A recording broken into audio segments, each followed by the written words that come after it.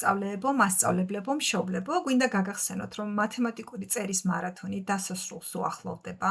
31 ოქტომბერი გახლავთ ნაშრომების გამოგზავნის ბოლოვა და გთხოვთ გაითვალისწინოთ ეს თარიღი და გამოაგზავნოთ თქვენი ნაშრომები ზემოთ მითითებულ იმეილის საშუალებით.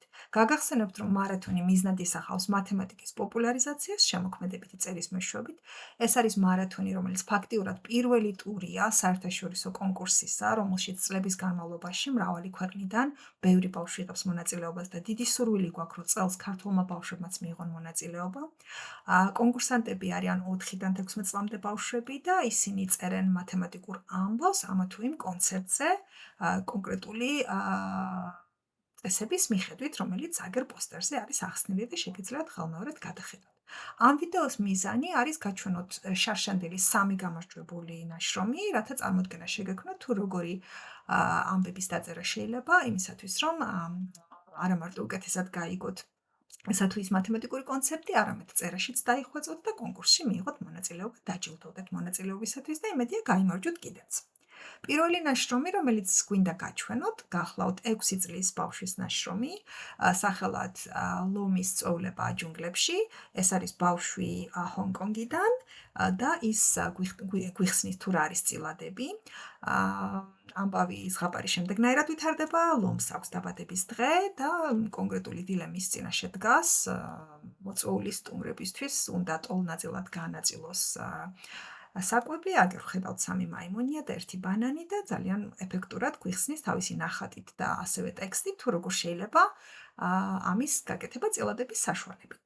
ხედავთ, რომ ბავშვის ნაშრომია, იქნება ეს ნახატები თუ წინადადებების წყობა თუ ხელწერა და დიდი სურვილი გვაქვს, რომ ქართველი ბავშვებიც არანაკლებ საინტერესო, კრეატიულ ამბავს შემოგთავაზებენ თავისივე ხელით ან ხელოვნური ინტელექტით გაფორმებულს. უფრო დიდი ასაკის ბავშვის ნაშრომი, ასევე გამარჯვებული გახლავთ ესეთი მოკლე მოთხრობა, ნოველა, სახელად გრძელი მოგზაურობა. ეს განსაკუთრებული ამბავია, რადგანაც არა მხოლოდ მათემატიკურ კონცეპტებს შეიცავს, არამედ შეიცავს კონცეპტებს ფიზიკიდანაც და დიდი სურვილი გვაქვს, რომ ქართველი ბავშვებიც შეეცდებიან, რომ ფიზიკა, ქიმია, ბიოლოგია თავის ამბავში გამოიყენონ მათემატიკასთან ერთად. ამ კონკრეტულ ამბავში გვაქვს დროის, სიჩქარის და მანძილის ფორმულა, რომელსაც ქართველი ბავშვებიც კარგად იცნობენ და ამ ფორმულის ირგვლივ განვითარებული ამბავი, სადაც მთავარი გმირი აუცილებლად უნდა მივიდეს დანიშნულ ადგილას და საჭიროა ამისათვის სხვადასხვა გამოთვლები ჩაატაროს. ხედავთ, როგორ იყენებს ფორმულას, ასევე გრაფიკი აქვს აგებული, ლამაზი ილუსტრაციებია, საკმაოდ ფათერაკებიანი ამბავია, მაგრამ კარგი კეთილი დასასრულით. ეს არის ახალი ზელანდიელი სტუდენტის მოთხრობა და ასევე შარშანდელი გამარჯვებული. და ბოლოს მინდა გაგაცნოთ 11 წლის სტუდენტის ამბავი, გოგონასი, რომელიც უდიდეს სართულ გამყოფზე მოგვითხრობს ძალიან კრეატიულად და საინტერესოდ. ასევე ხელით აქვს ილუსტრირებული, როგორც ჩანს, აკვარელით და გვიყვება კონცეპტის შესახებ, გვიხსნის თუ რას წარმოადგენს ეს კონცეპტი და როგორ შეიძლება კარგად გავიგოთ სხვადასხვა მაგალითების საშუალებით. ხედავთ, ახსნილია არაჩვეულებრივად, ასევე ხელით არის შესრულებული, თუმცა ჩვენ არ ვზღუდავთ ბავშვებს, შეუძლიათ გამოიყენონ კომპიუტერი, შეუძლიათ გამოიყენონ ხელოვნური ინტელექტი ნახატების შექმნაში. მთავარია, რომ თვითონ კონცეპტი და მოთხრობა ამბავი იყოს მათი მოფიქრებული.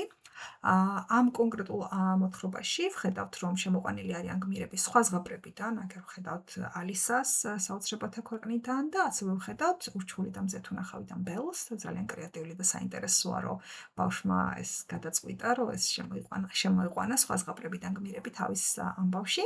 თვითონ გოგონაზეც გეტყვით 2 სიტყვით, იგი ინდოელია, საერთაშორისო სკოლაში სწავლობს და თუ არ ვცდები, 3-ჯერ გახდა ამ კონკურსის გამარჯვებული, მოიხვეჭა სახელი და ძალიან დიდი სურვილი გვაქვს, რომ ქართველ ბავშვებსაც ექნებათ ამის საშუალება, ჯერ ქართულ კონკურსში, მარათონში მონაწილეობის მიღებით, ყველა კონკურსანტისთვის გვაქვს საჩუქრები, გაგახსენებთ, ჩვენი ჟურის წევრები არიან გახლავართ პირველ რიგში მე მასწავლებელი, მათემატიკის მასწავლებელი, ზუსტად საბუნებისმეტყველო მეცნიერებათა დოქტორი, ჩემი სახელია მარიჩი კვაიძე, მე ასევე დებიუტანტი მწერალი გახლავართ და ვთვლი, რომ კარგი შესაძლებლობაა ჩემთვის რომ შევაფასო ბავშვების ნაშრომები, მე თვითონ არაერთხელ დავხმარები ვარ ჩემს უცხოელ ბრიტანელ და ამერიკელ ბავშვებს ამ კონკურსში მონაწილეობის მიღებაში და ძალიან დიდი სურვილი მაქვს, რომ ამჯერად ქართულ ბავშვებსაც დავეხმარო.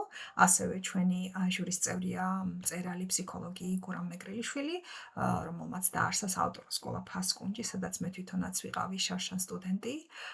ის შეაფასებს ბავშვების ნაშრომების სხვადასხვა ღირებულებას, ასევე ბატონი დავით ნოზაძე გახლავთ ჩვენი ჟურის წევრი, რობოტიკის პედაგოგი და ტრენერი, საერთაშორისო ოლიმპიადების ოფიციალური წარმომადგენელი საქართველოში, ასევე ნათია უჩავა, დაწყებითი კლასის მასწავლებელი და ეროვნული ჯილდოს 2024 წლის გამარჯვებული და დოქტორი დავით მანაგაძე, უფროსი მეცნიერი ბიოინფორმატიკოსი ამერიკის შეერთებული შტატებიდან.